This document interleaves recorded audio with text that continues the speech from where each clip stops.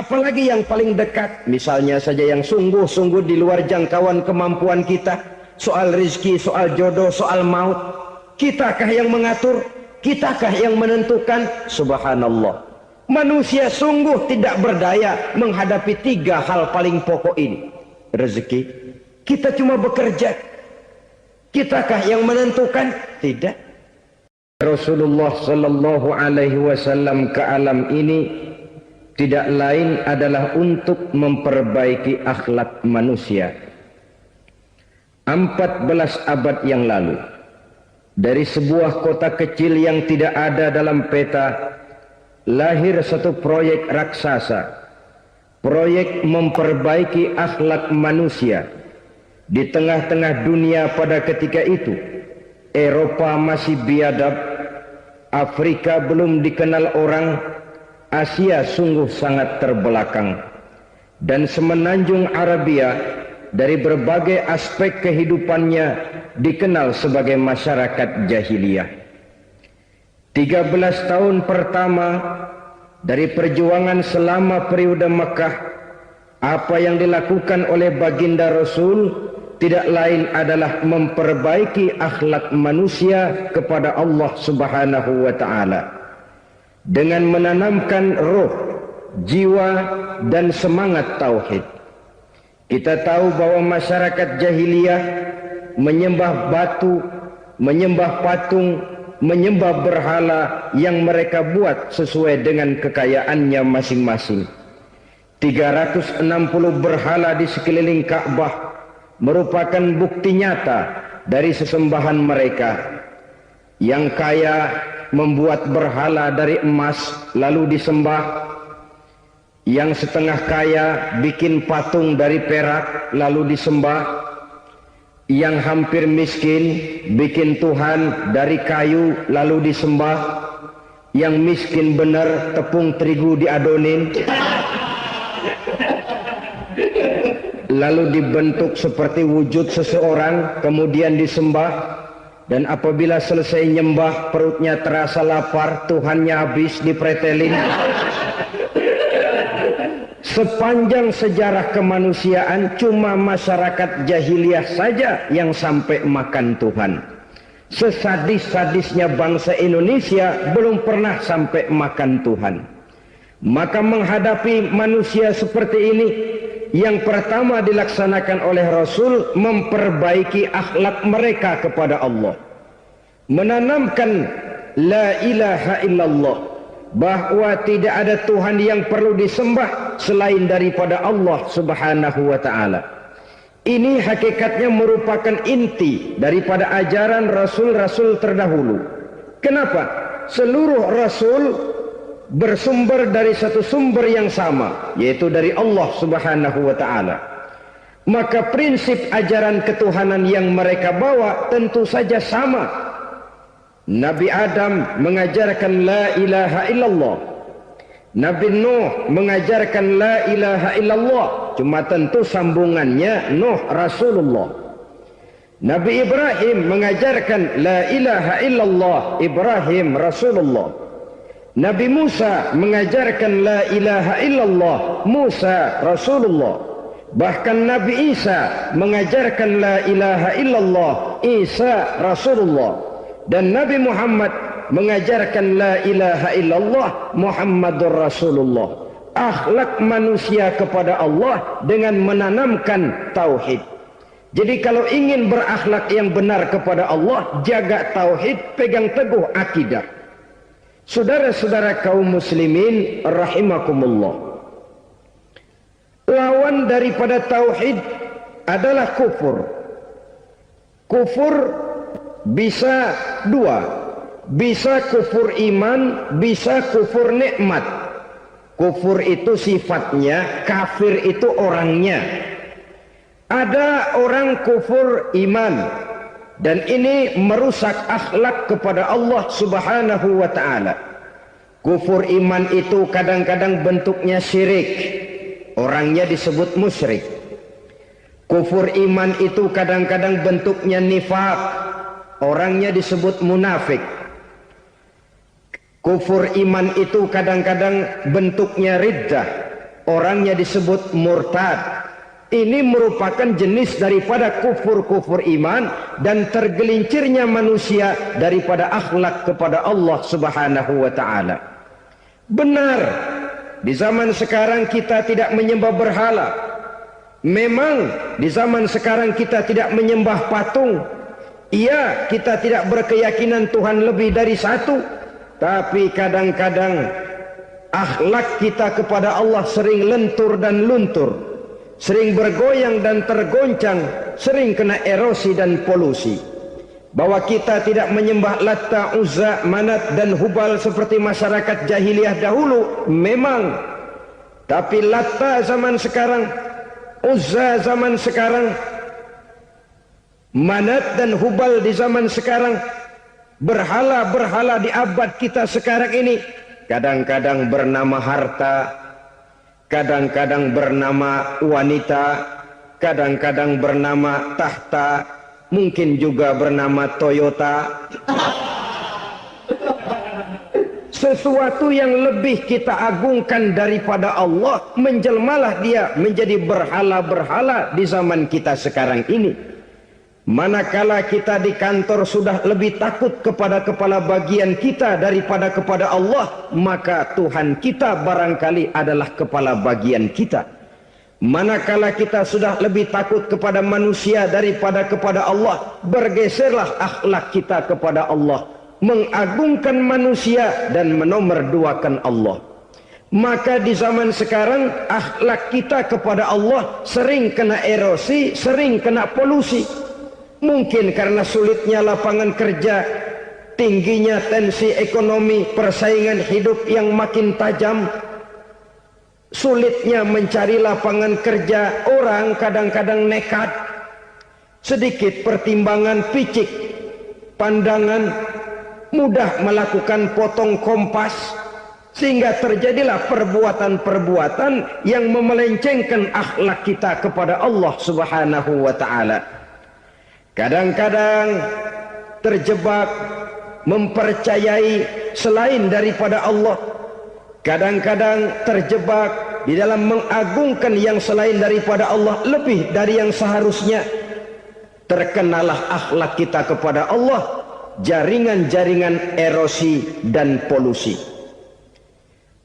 Kufur sebagai lawanan daripada tauhid merupakan sifat daripada orang yang tidak berakhlak kepada Allah. Bentuknya pertama bisa syirik. Syirik itu artinya meyakini ada Tuhan lain selain daripada Allah. Itu yang namanya syirik. Jadi percaya Tuhan ada, cuman Tuhannya kelebihan. Itu yang disebut syirik, dan itu merupakan cerminan dari akhlak yang rusak kepada Allah Subhanahu wa taala. Berkeyakinan Tuhan lebih dari satu, berkeyakinan bahwa Tuhan itu beranak atau diperanakkan, atau mengagungkan sesuatu sama dengan Allah, atau menjadikan yang selain Allah sebagai tujuan akhir daripada perjalanan kehidupan ini, maka itu sudah terjebak kita dalam musyrik. Dan syirik satu dosa yang tidak berampun. Bahasa kasarnya, yang namanya syirik itu jenis bapak moyangnya dosa. Saudara-saudara, sebab itu saya pesan, kalau memang terpaksa, biasanya yang tinggal di kota-kota besar itu kalau tidak kepengen dosa kan susah. Kalau terpaksa harus bikin dosa, cari yang kecil-kecil saja, yang kira-kira taubatnya gampang. Umpamanya pulang sholat Jumat nukar sendal, umpama, yaitu jelas dosa. Tapi dosa yang taubatnya agak mudah. Jangan sampai terjebak ke dalam syirik, menyekutukan Allah. Kalau sudah menyekutukan Allah, Allah dimadu, murka benar Allah kepada kita. Innallaha la yaghfiru ayyushraka bih wa yaghfiru ma duna dzalika liman yasha. Allah tidak akan memberi ampun kepada orang yang menyekutukannya dengan sesuatu, tapi Allah mau mengampunkan dosa yang selain itu bagi orang yang dikehendakinya.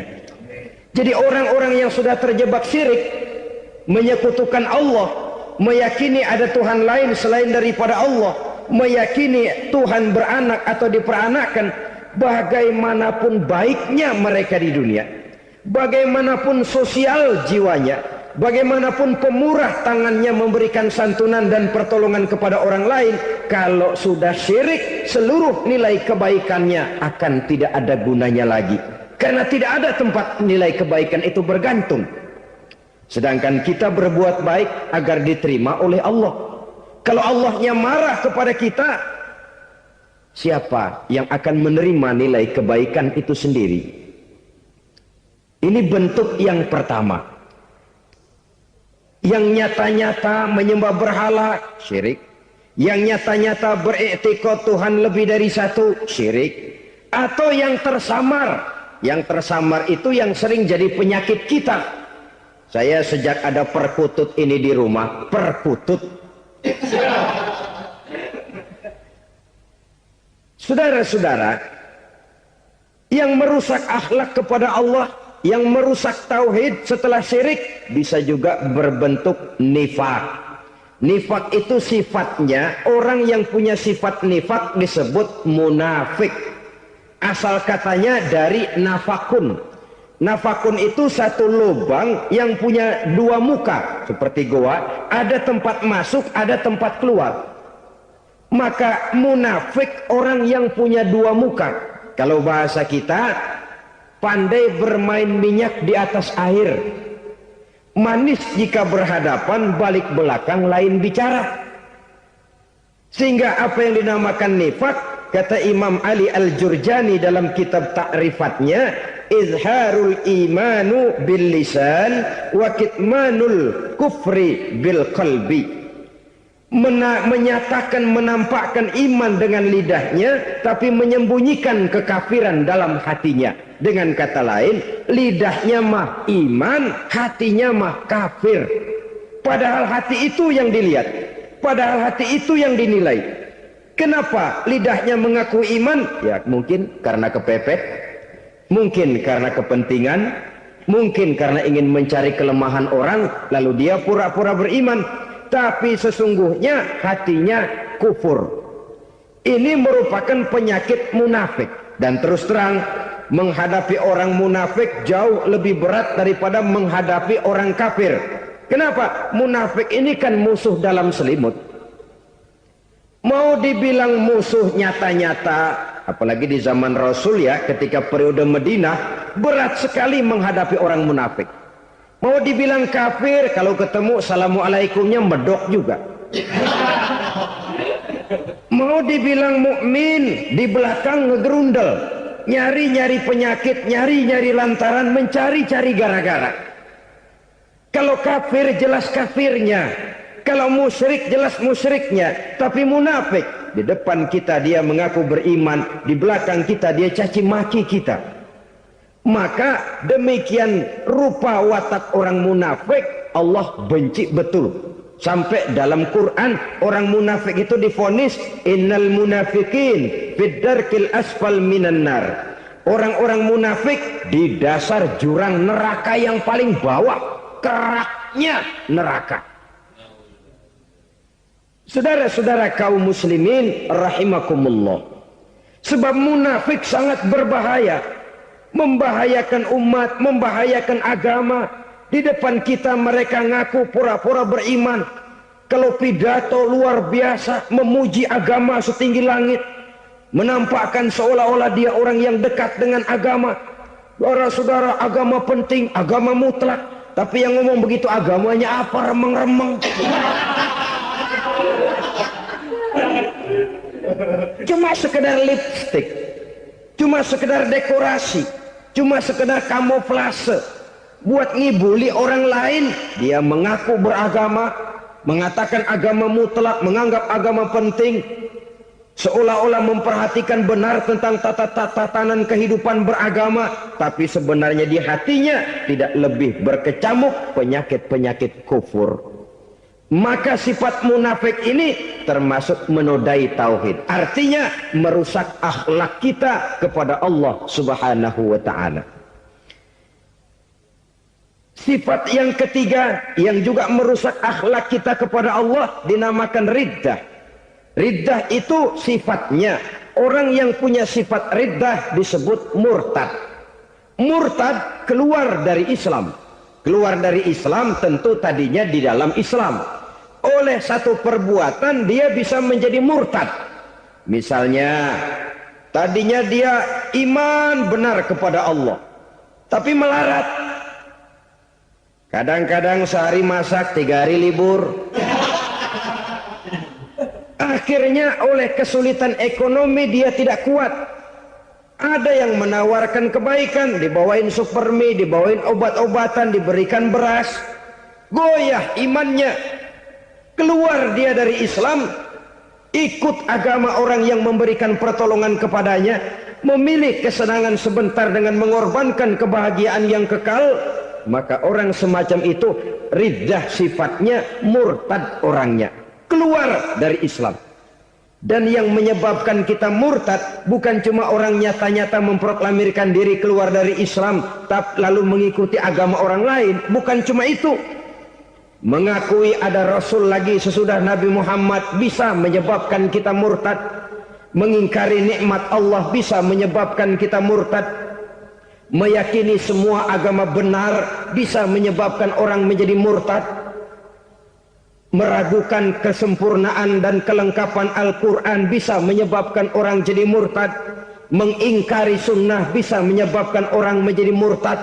Banyak hal-hal yang bisa mendatangkan penyakit riddah dan membuat pelakunya menjadi murtad. Dan ini menodai akhlak kita kepada Allah Subhanahu wa ta'ala.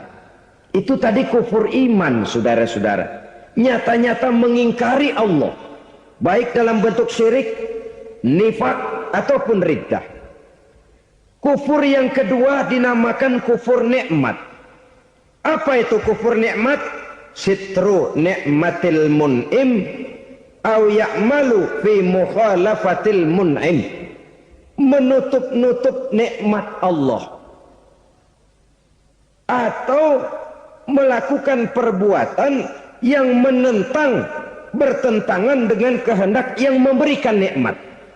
Jadi kufur nikmat pertama, nutup-nutupin Tuhan. Tuhan jalingin. Duit lu banyak amat, dari mana? Gua kerja. Lalu kerjanya nomor 1. Orang yang berakhlak kepada Allah, dia akan menjawab, kamu uangnya kok banyak, dari mana? Rizki dari Allah. Caranya, saya kerja. Kerja itu cara, rizki itu dari Allah datangnya. Bukankah di zaman sekarang kita sering terpeleset? Ini merupakan cerminan dari rapuhnya akhlak kita kepada Allah Subhanahu wa ta'ala. Karena usaha saya memang, karena saya peras keringat banting tulang, tentu. Tapi sadarkah kita bahwa sepanjang yang bisa kita lakukan cuma berusaha, peras keringat banting tulang, pergi pagi pulang sore. Tapi bisakah kita memastikan hasil usaha kita? Apalagi yang paling dekat, misalnya saja yang sungguh-sungguh di luar jangkauan kemampuan kita, soal rizki, soal jodoh, soal maut. Kitakah yang mengatur? Kitakah yang menentukan? Subhanallah. Manusia sungguh tidak berdaya menghadapi 3 hal paling pokok ini. Rezeki, kita cuma bekerja. Kitakah yang menentukan? Tidak. Kita berusaha saja, rezeki belum pasti dapat. Apalagi kalau kita tidak berusaha. Jangan terjebak dalam fatalisme. Belum perang udah nyerah. Emang dasar rezeki datangnya dari Tuhan, gak usah kerja, dan ntar juga kalau dia datang. Dari mana datangnya?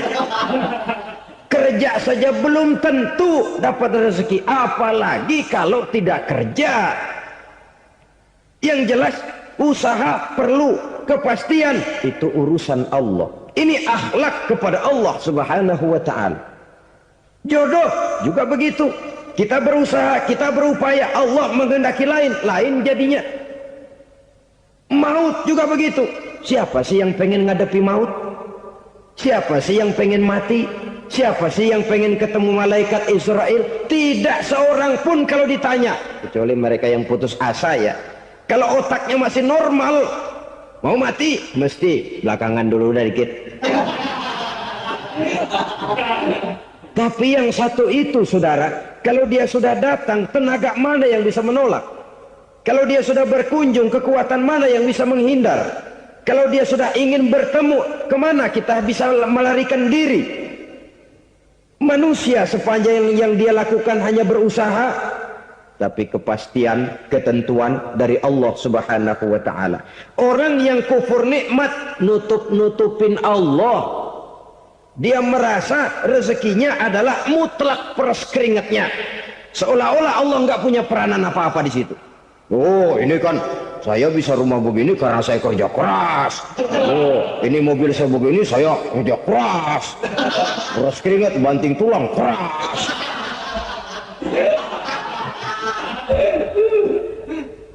Saudara-saudara kaum muslimin rahimahkumullah. Jadi menutup-nutupi Allah. Akibatnya nanti kalau dia berhasil, Allah ketutupan. Kalau dia gagal, orang lain dicaci maki, dicari kambing hitam. Yang kambing hitam kan mahal. Karena orang sering cari-cari kambing hitam. Jarang orang mau jujur kalau bertemu kesulitan lalu mencari sebab pada dirinya sendiri. Yang paling enak ya nyalain orang. Lo begitu. Orang lain yang paling enak kita salahin. Au ya'malu fi mukhalafatil mun'im, atau dia melakukan sesuatu yang tidak sesuai dengan kehendak yang memberikannya nikmat. Diberikan kita tangan, mulut sih nggak berhenti, terima kasih Tuhan, alhamdulillah saya dikasih tangan. Cuma nih tangan enteng mat nabokin orang mulut. Itu sudah mukhalafatul mun'im, bertentangan dengan kehendak yang memberikan nikmat. Diberikan harta, mulutnya mah basah, terima kasih Tuhan, alhamdulillah dikasih harta, tapi pelitnya minta ampun, kikir koret medit. Ini juga termasuk kufur nikmat, mempergunakan suatu nikmat bertentangan dengan kehendak daripada yang memberikan nikmat itu sendiri.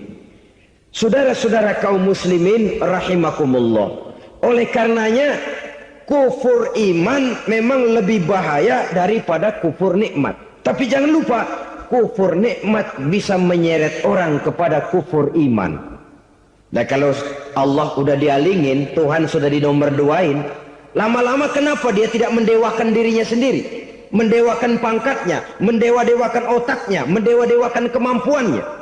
Pada awalnya dia memang cuma kufur nikmat, tapi lambat laun kalau ini tidak diobati secara pasti orang akan mengarah kepada kufur iman. Bisa berbentuk syirik, bisa berbentuk nifak, bisa berbentuk riddah.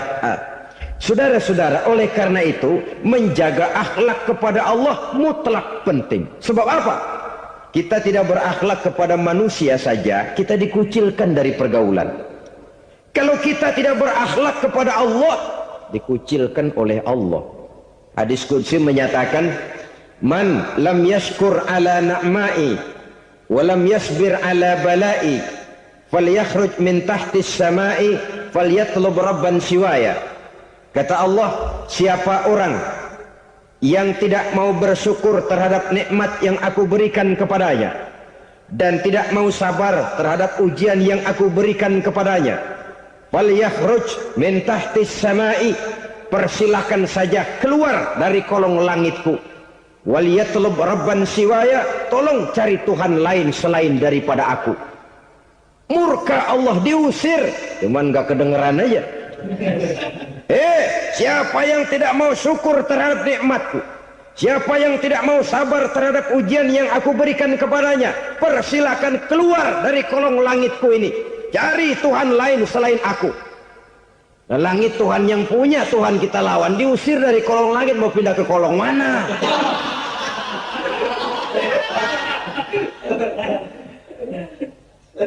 Jadi jangan merasa kufur nikmat kan enteng. Iya, kelihatannya begitu. Tidak sebahaya kufur iman. Tapi kufur nikmat ini merupakan anak tangga. Yang kalau kita sudah mulai naik, kita akan naik terus sampai kepada tingkat di mana kita mengalami kufur iman. Kalau sudah ke sana, maka akhlak kita kepada Allah terkenalah erosi, terkena polusi, hancur akhlak kepada Allah. Dan itulah sumber kesengsaraan abadi. Kalau cuma kita tidak berakhlak kepada manusia, barangkali resikonya cuma kehidupan di dunia ini. Mungkin juga ada kehidupan akhirat. Tapi kalau sudah tidak berakhlak kepada Allah, dunia akhirat kita rugi dan celaka. Maka pada kesempatan ini saya mengajak, marilah jaga baik-baik akhlak kita kepada Allah. Satu kali kita bertauhid, sampai mati kita bertauhid. Satu kali la ilaha illallah, jangan tergelincir lagi kita keluar daripada kalimat itu. Satu kali kita bertuhankan Allah, jangan bertuhan yang lain selain daripada Allah. Jangan sekutukan Allah. Jangan samakan Allah dengan sesuatu. Jangan mengangkat yang lain sama agungnya dengan Allah. Sebab dengan demikian kita seolah-olah sudah mengotori akhlak kita kepada Allah Subhanahu wa ta'ala. Ini berat, saudara-saudara. Ini tidak ringan. Kadang-kadang saya katakan tadi, masalah ekonomi. Kadang-kadang persaingan hidup yang makin tajam, di tengah lapangan kerja yang makin sulit, di tengah orang banyak potong kompas. Kalau berpatokan kepada nilai tauhid, la ilaha illallah, tidak ada Tuhan selain Allah, maka saya tidak akan takut kecuali hanya kepada Allah. Saya tidak akan menggantungkan hidup kecuali hanya kepada Allah. Saya tidak akan minta rezeki kecuali hanya kepada Allah. Kadang-kadang situasi yang nekat membuat kita kehilangan keseimbangan, kehilangan pertimbangan, picik pandangan. Akibatnya kita merusak akhlak kepada Allah Subhanahu wa ta'ala. Ironinya kan orang sekarang kalau ditanya, lu nyolong ya? Iya. Kok berani? Emang. Lu nggak tahu Tuhan lihat? Tahu. Kok nyolong juga? Biarin. Kalau Tuhan mah lihat, jangan kagak ribut. Enggak ribut katanya. Kalau orang lihat, 2 orang saja tahu, geger kelurahan. Ini kan sudah mendustai dirinya sendiri, sudah merusak akhlaknya kepada Allah Subhanahu wa ta'ala. Tuhan enggak ribut katanya. Saudara hadirin yang saya hormati, jadi oleh karenanya akhlak kita kepada Allah merupakan basis daripada kehidupan beragama. Kalau itu sudah mulai rapuh, mulai terkena erosi dan polusi, mulai rusak, dikhawatirkan nanti nilai ibadah kita kepada Allah juga akan turut ambruk karenanya. Saudara-saudara kaum muslimin rahimakumullah, tugas yang kedua memperbaiki akhlak manusia kepada sesama manusia. Kita tahu Islam sesuai dengan namanya adalah agama damai. Maka akhlak manusia kepada sesama manusia menempati porsi yang penting dalam kehidupan beragama. Bagaimana seorang muslim bergaul, bertata krama terhadap sesama manusia. Mari kita lihat lebih jauh persoalannya.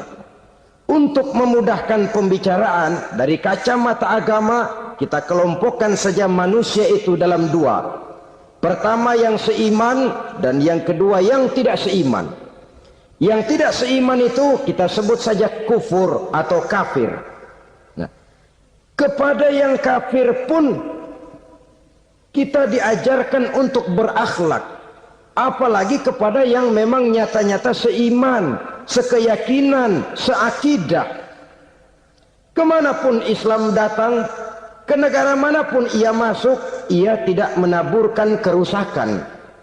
Jadi tidak benar kalau orang pernah itu menggambarkan, saking sentimennya seorang orientalis pernah menggambarkan Nabi Muhammad di tangan kirinya Quran, di tangan kanannya pedang.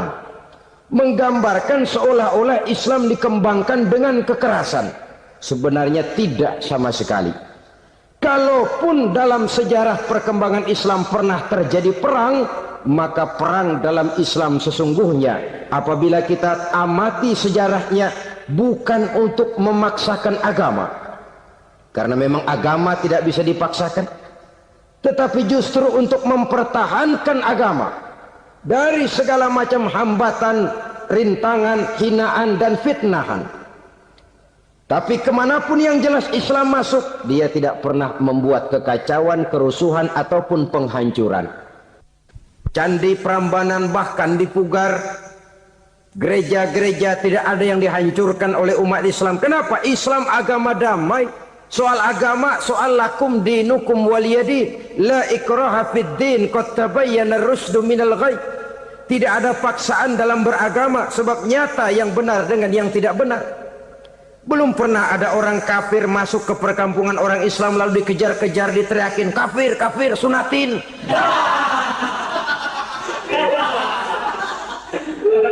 Belum pernah. Kenapa? Islam menghormati orang lain agama.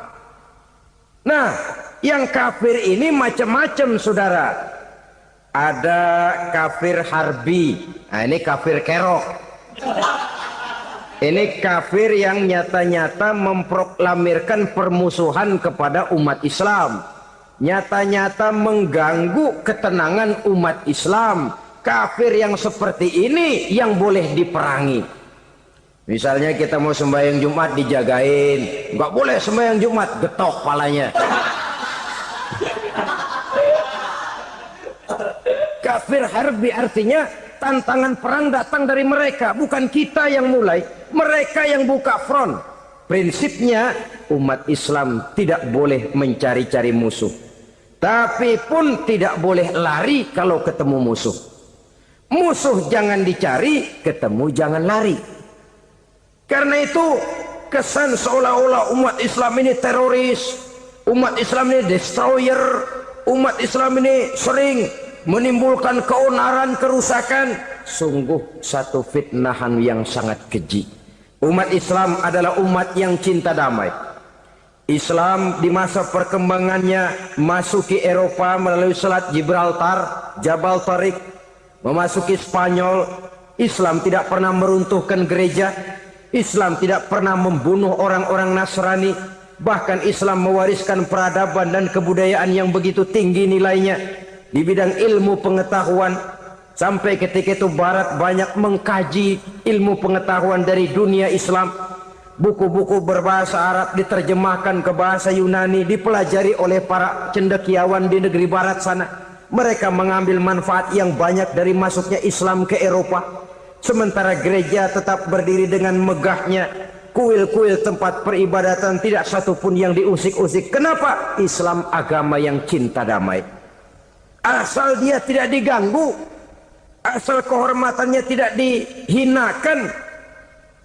Jadi kafir harbi, kafir yang nyata-nyata nantang perang, ngajak berkelahi. Itu kafir yang nyari penyakit. Kafir harbi ini boleh diperangi dengan catatan mereka yang memang mulai. Yang kedua kafir zimmi. Kafir zimmi, kafir yang hidup di tengah mayoritas muslim, tapi mereka mau hidup dengan aman, damai, tenang. Mereka wajib dilindungi. Bahkan Nabi pernah memberikan satu jaminan, man azazimmiyan faqad azani. Siapa yang mengganggu orang kafir zimmi sama saja dengan mengganggu saya. Kehormatannya dijaga, harta bendanya dilindungi, anak istrinya pun dilindungi. Dan ini jadi kenyataan. Saudara bisa lihat di negara-negara yang mayoritas penduduknya beragama Islam, orang-orang kafir di luar Islam hidup dengan tenang, aman, damai. Di Saudi Arabia, di luar tanah haram, di luar Mekah dan Madinah, banyak orang-orang kafir mencari nafkah. Mereka tenang, aman, dilindungi undang-undang. Begitu di Mesir, begitu di negara Indonesia yang berdasarkan Pancasila ini. Kehidupan beragama menimbulkan gairah, rukun, tenang, aman, damai, sepanjang tidak saling ganggu, tidak saling usik, menghargai orang yang sudah beragama. Tidak menjadikan penganut suatu agama sebagai sasaran dari dakwah agama lainnya. Saudara-saudara kaum muslimin rahimakumullah. Jadi memang oleh Al-Quran kita dianjurkan asyidda alal kuffar ruhama bainahum. tegas kepada orang kafir, kasih sayang kepada sesama muslim. Tapi tegas bukanlah berarti marah-marahan, bukan berarti musuh-musuhan, bukan ngajaki perang. Tegas dalam arti punya garis tentang kehidupan beragama, lakum dinukum waliyadin. Soal kehidupan sosial, mari kerjasama. Bangun jalan, ayo rame-rame. Siskamling, mari bebarengan. Bikin puskesmas, mari sama-sama. Tapi kalau sudah soal agama, itu tidak perlu ada toleransi agama. Yang perlu toleransi antar umat beragama. Kalau umatnya mau kerjasama silakan, tapi tidak menyangkut soal ibadah. Jangan kerjasama di bidang ibadah. Itu kerjasama yang salah pasang, saudara-saudara. Sehingga dengan demikian toleransi adalah menyangkut kehidupan antar umat beragama. Sedangkan agama sendiri punya kapling yang nyata. Sehingga dengan demikian tegas kepada orang kafir dalam arti kita punya satu kepribadian. Tidak ngambang. Enggak, lalu kalau ditanya orang, sebenarnya agama lu apa sih? Ah, gua mah gimana musimnya aja. Agama pakai musim kayak rambutan. Akhirnya ya begitu, musim-musiman. Ke masjid kelihatan, ke gereja hayo, ke candi nongol, ke apa? Bingung malaikat bagaimana nyatetnya nih bocah ini. Di mana aja ada. Kita punya satu kepribadian. Saya muslim dan garis saya ini, lakum dinukum waliyadin. Bagi Tuhan persilakan agama Tuhan, bagi kami agama kami. Kami hormati Tuhan, Tuhan hormat kepada kami. Tapi soal agama, kaplingnya jelas. Kerjasama, mari urusan muamalah, bidang sosial. Yuk kita siskamling sama-sama dengan orang lain agama. Mari jaga kerukunan, kesatuan, persatuan, kekompakan. Perbaiki jalan yang rusak, mari sama-sama. Mendandani jembatan yang runtuh, mari sama-sama. Tapi sembahyang, kaplingnya lain-lain. Sebab Nabi juga dulu pernah ditawarkan begitu loh sama kafir jahiliyah dulu, Quraisy itu. Sudah Muhammad, sekarang begini saja, kita join aja daripada marah-marahan. Hari ini saya oke, menyembah Tuhanmu Allah. Besok gantian kamu menyembah Tuhan kita, Latta, Uzza, Manat dan Hubal. Turun, qul ya ayyuhal kafirun la a'budu ma ta'budun. Soal ibadah kaplingnya jelas, tidak boleh dicampur adukkan. Sebab kalau tidak, kita akan mulai kehilangan identitas diri. Dan disitulah krisis kehidupan keyakinan beragama dimulai. Dari krisis identitas. Hujan gede kan mulainya gerimis dulu. Di mana-mana ya gerimis dulu. Gerimis makin lama makin gede. Kita akan mulai dengan kehilangan identitas diri. Dari sana nanti kita malu mengakui keislaman kita. Kalau orang Islam malu mengakui keislamannya, ini kan ironi, menyedihkan. Ngakui Islamnya saja malu. Menonjolkan keislamannya malu. Tidak ada rasa bangga beragama. Padahal ini modal dasar. Hanyalah dengan rasa bangga beragama kita lalu konsekuen. Bukan bangga yang tidak konsekuen. Wah, pokoknya kan gua kan Islam. Agama yang paling benar. Tapi hidupnya sendiri jauh dari tuntunan Islam. Itu bangga yang tidak beralasan. Bangga yang tidak perlu dibanggakan sebenarnya. Kebanggaan yang membuat kita konsekuen dan dekat dengan kehidupan beragama. Jadi dengan demikian saudara-saudara, kepada non-muslim kita juga harus berakhlak. Bukankah ini sudah dicontohkan oleh Rasul? Bagaimana beliau disambiti orang di Taif, yang menyambiti malah didoakan. Bagaimana Suraqah mau membunuh beliau, malah Suraqah didoakan. Bagaimana Abu Jahal dan Abu Lahab saking mangkalnya. Ini Abu Jahal pernah gali lubang di kamarnya sendiri, di depan tempat tidurnya. Setelah dia gali lubang, ditutupin pakai keraras korma. Lalu dia tarik selimut, belagak meriang. Dia pesan pesuruhnya, bilangin Muhammad encangnya meriang. Pamannya sakit, minta ditengokin. Nabi dengan segala husnuzonnya berangkat nengokin. Abu Jahal dari balik selimut ngintip. Ah, itu dia Muhammad, itu dia tuh. Dia tuh masuk Dani, masuk. Mulai di jalan, seneng Abu Jahal. Terus dah. Begitu ke pelosok, masuk ke lubang, gue pendem terus dah. Memang niatnya mau mencelakakan Nabi. Sudah tinggal beberapa langkah lagi Nabi akan berjalan ke arah lubang itu. Malaikat Jibril ngasih tahu, Muhammad, Abu Jahal pamanmu cuma pura-pura sakit. Di depan tempat tidur itu ada lubang sudah dia gali untuk menjerumuskan kamu. Sudah balik pulang. Balik badan Nabi. Sudah hampir mau melangkah, kakinya malah muter pulang. Abu Jahal yang lihat Nabi sudah hampir jatuh nggak jadi, balik pulang. Lupa kalau lagi sakit. Udah Muhammad buruan sini. Nabi ke pintu, dia kejar. Dia lupa sama lubang yang dia gali. Begitu dia kejar, dia yang ke pelosok masuk ke dalamnya. Sejak saat itu ada pepatah, man hafara hufratan waqa'a fiha. Siapa yang suka nggali lubang, dia sendiri bakal terpelosok ke dalamnya. Jatuh dia ke lubang yang dia gali. Padahal ya paling banter 2 atau 3 meter paling dalam. Dari dalam lubang itu dia teriak-teriak, Muhammad, tolongin, pamanmu kecebur. Kasih tahu Muhammad, kasih tahu, datang lagi lah pesuruhnya. Muhammad, pamanmu Abu Jahal kecebur, minta tolong diangkatin. Sudah diulur tambang, habis sambung lagi, nggak bisa sampai. Masa iya cuma kamu yang bisa nolong? Apa yang dilakukan Nabi? Balik mau nolongin. Akhlak. Kita kalau ada orang gali lubang buat nyeburin kita, dia sendiri yang kecebur. Gorok gua kagak lemin loh. Mati sekalian dah. Nabi mah enggak, balik nolongin tuh Abu Jahal. Kenapa paman kecebur? Iya Muhammad, tolong, tambang udah diulur-ulur, sambung-sambung nggak sampai. Aduh kasihan paman, nih pegang tangan saya. Nabi cuma ulurin tangan, nyampe dipegang oleh Abu Jahal. Diangkat ke atas. Nyampe atas, apa kata Abu Jahal? Tambang bergulung-gulung nggak nyampe, kamu cuma pakai tangan doang kok bisa Muhammad, hebat banget sihirmu. Mukjizat dia bilang sihir, udah ditolongin nyelak lagi, kan yang enak kita injak palanya. Orang dulu bilang wah katanya nolongin anjing kejepit, udah selesai ditolongin malah yang nolong digigit.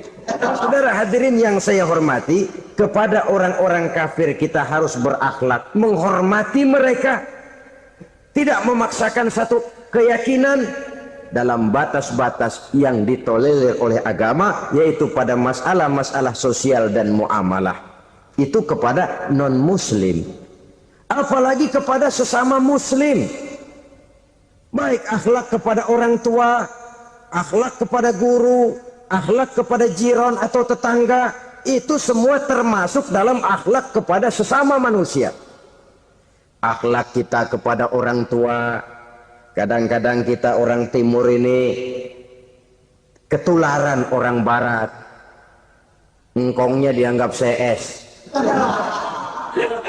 Salaman main kedet aja, halo kong. Engkongnya bahalo di bengong. Saudara-saudara kaum muslimin rahimakumullah, akhlak yang tua kepada yang muda, akhlak yang muda kepada yang tua, kepada jiran dan tetangga, kepada sanak famili dan handai tolan, pendeknya kepada sesama muslim. Tetangga ada haknya, ada hak tetangga yang kalau kita berakhlak itu harus dipenuhi. Contoh kecil, kalau saya beli radio, itu saya dong boleh berpikir, ini radio saya beli pakai uang saya setel di rumah saya, sekeras-kerasnya ada apa sama orang lain? Radio gua, yang beli gua pakai duit gua, gue setel di rumah gue, ada urusan apa sama orang lain? Itu kalau menurut saya. Tapi tetangga sebelah saya kan bisa juga ngomong begitu. Mata gue, yang ngantuk gue tidur di rumah gue, kenapa suara radio lu masuk kemari? Ketika itulah lalu kebebasan saya nyetel radio dibatasi oleh kebebasan tetangga saya yang mau tidur. Ini sudah akhlak namanya. Umpamanya lagi ada Nabi ajarkan, iza tobakhta maraqatan fa'akthir ma'aha wa ta'ahad jiranaka. Kalau kamu masak sayur, banyakin kuahnya, bagiin tetangga kamu. Bukan bagiannya itu yang jadi soal, tapi akhlak kepada tetangga.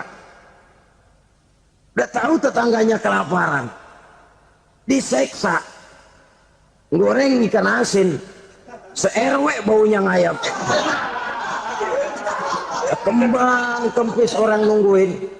Saudara hadirin ma'asyiral muslimin rahimakumullah. Jadi dengan demikian, kalau sudah kembali kepada orang-orang yang nilai imannya sama dengan kita, apapun organisasinya, apapun baju yang mereka pakai, kaos yang mereka pakai, jaket yang mereka pakai, kalau sudah seakidah, seiman, jaga akhlak kita. Pendapat boleh berbeda, kaos boleh tidak sama, jaket boleh beraneka warna, bendera boleh beragam-ragam, tapi ukhuwah Islamiyah ini utamakan. Adalah lebih baik mencari persamaan dalam kehidupan dan bukan memperbesar perbedaan.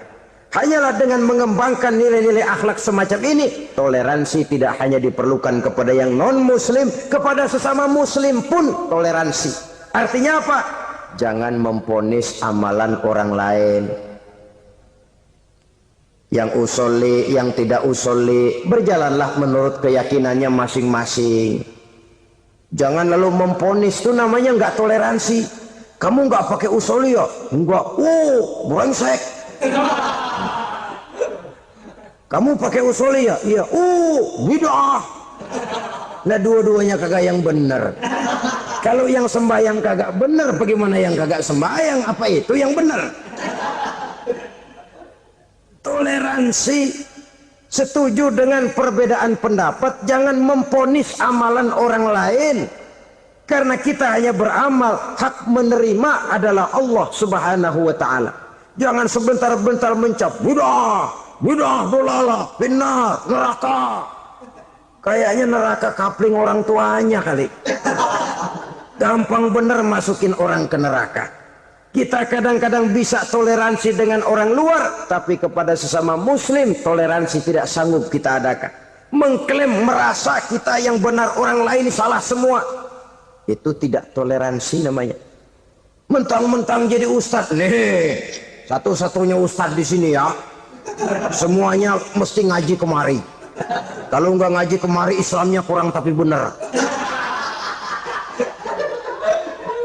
Toleransi. Saudara-saudara kaum muslimin rahimakumullah, lapang dada menghargai orang yang berbeda pendapat, apalagi kalau perbedaan pendapat itu menyangkut hal-hal yang tidak prinsipil, menyangkut hal-hal yang sekunder dalam kehidupan beragama, menyangkut masalah-masalah yang dalam bahasa fikih disebut soal-soal furu'iyah. Tidak usah menyebabkan kita bersih tegang. Kepala sama hitam pendapat boleh berbeda dan halal. Bahkan Nabi mengatakan ikhtilafu ummati rahmatun. Perbedaan pendapat di kalangan umatku bahkan menjadi rahmah, sepanjang perbedaan pendapat itu diiringi dengan rasa toleransi. Tapi kalau sudah main baku hantam, main klaim, memponis orang lain, akhirnya timbullah keretakan. Jangan heran kadang-kadang satu masjid dua kelir. Ya soal kelir boleh kelar-kelir, boleh kelar-kelir, tapi kalau harus terlalu mencolok menyebabkan timbulnya keretakan, saya kira yang akan turun bukan lagi rahmah tapi bala. Bala akan menimpa kita, jatuh kita menjadi umat yang lemah. Oleh karena di antara kita sendiri, sesama kita tidak pandai bertoleransi, tidak lapang dada. Ada anak muda kelihatannya mau majuan dikit, yang tua curiga. Nih kalau dia maju pasaran gue bangkrut dong nih. Lalu ditekan tuh anak ditekan melejit. Kadang-kadang yang tua maksudnya baik, mau memelihara, yang muda salah terima. Kan tua kejemur. Dari dulu sampai sekarang gitu-gitu doang. Anak kemajuannya. Padahal yang tua barangkali maksudnya juga baik, mau memelihara. Sebenarnya kalau kita bisa mencoba mencari titik temu dengan alur komunikasi, tidak merasa diri yang paling benar, tapi toleransi, boyak menerima pendapat orang lain, setidaknya mau mendengar omongan orang. Yang susah kalau udah kena penyakit nggak mau ngerti omongan orang, nggak mau nerima pendapat orang. Kodok di kolong tempayan, cukeng kayu asem, asal ijo udah ijo aja, ijo dah. Nggak ngerti omongan orang. Yang kayak begini yang orang jadi kesandung. Oleh karena itu saudara-saudara, alangkah nikmatnya kehidupan ini apabila kita menyadari kita ini ummatan wahidah, satu umat yang satu, yang diikat dengan akidah. Kalau kepada yang non muslim saja kita diajarkan untuk berakhlak, apatah lagi kepada yang seiman, seakidah, sekeyakinan. Wajarkah perbedaan pendapat yang kecil-kecil lalu menyebabkan kita bertolak belakang, cerai-berai, centang perenang? Bila bertemu di jalan yang satu menyisih ke kiri, yang lain menyingkir ke kanan. Kalaupun juga bercampur di tengah kumpulan orang banyak, persis air dengan minyak. Yang atu melengos, yang atu madep mojok. Orang lain senyum, dia mau pada manyun. Saudara-saudara kaum muslimin rahimakumullah, realita ini walaupun tidak enak, pahit, tapi masih hidup di sebagian masyarakat kita. Ini yang perlu kita atasi. Soal toleransi kepada orang lain, sejarah sudah membuktikan.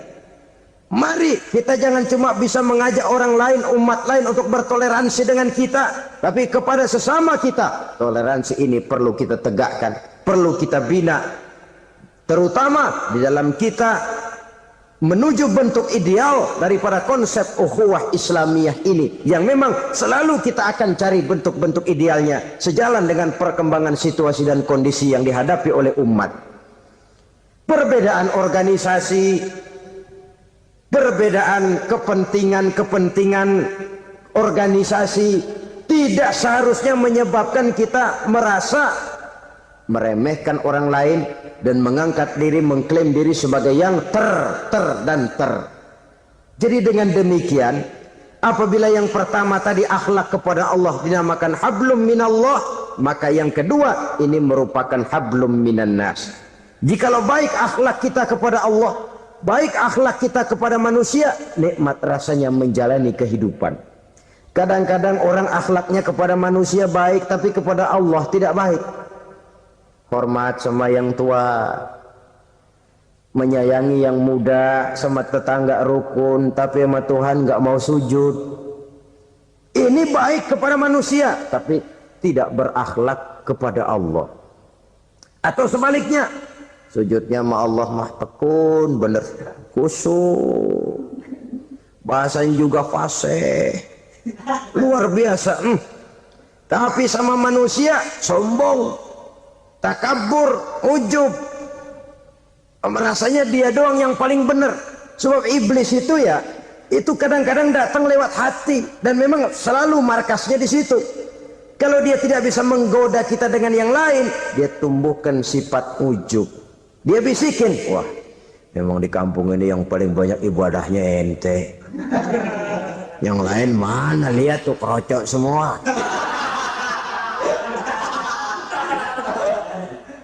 Lalu di hati orang itu tertanam sifat iya ya. Nah, tatkala iya ya, dia sudah terkena serangan iblis. Akhirnya apa? Orang lain diremehin. Asalnya nggak mau sembahyang ya diajak salaman udah najis aja deh. Ketemu juga mukanya ditekuk 4. Akhirnya bukan ngajak malah ngenyek, ngina. Nah, orang dihina makin jauh, makin tidak tersentuh. Bukan cara itu yang diajarkan oleh Rasul. Bahwa orang tidak mau sholat, tugas kita mengajak. Soal dia tidak sholat, ya itu dosa dia kepada Allah. Saudara-saudara kaum muslimin, ujub disuntikkan oleh iblis ke dalam hati kita. Sujudnya kepada Allah benar, tapi akhlaknya kepada sesama manusia merasa paling benar sendirian, merasa orang lain salah semua. Pokoknya kalau di luar lingkungannya udah kagak bener aja udah bahaya. Saudara-saudara, ini juga penyakit yang disuntikkan oleh iblis. Sebab iblis itu tipu dayanya luar biasa, strateginya lihai. Makin tinggi kualitas iman, ya makin berat upaya iblis untuk menjerumuskan kita. Karenanya saya mengajak, marilah kita bertoleransi, baik kepada non-muslim, lebih-lebih lagi kepada sesama muslim yang kebetulan berbeda baju, berbeda kaos, berbeda organisasi, lain bendera yang dibawanya. Tapi toleransi mari kita canangkan. Kita terikat oleh ukhuwah Islamiyah. 2. Yang ketiga, akhlak manusia kepada makhluk Allah lainnya di luar manusia. Islam, saudara-saudara, dengan berakhlak kepada Allah, berakhlak kepada sesama manusia, berakhlak kepada makhluk Allah di luar manusia, baik flora maupun fauna, maka mudah-mudahan akan terciptalah satu ekosistem, satu lingkungan hidup yang membuat kita nikmat menjalani kehidupan ini. Inilah saja yang kita bicarakan pada pertemuan kali ini. Terima kasih atas segala perhatian. Mohon maaf atas segala kekurangan. Marilah kita membina nilai-nilai akhlak walaupun berat tantangannya. Sungguh lebih baik rakyat rendah yang berakhlak tinggi daripada pejabat tinggi yang berakhlak rendah. Karena nilai manusia pada akhirnya ditentukan oleh akhlaknya itu. Mau sukses di masyarakat, mari kita utamakan akhlak. Usikum wa nafsi bitaqwallah. Wassalamualaikum warahmatullahi wabarakatuh.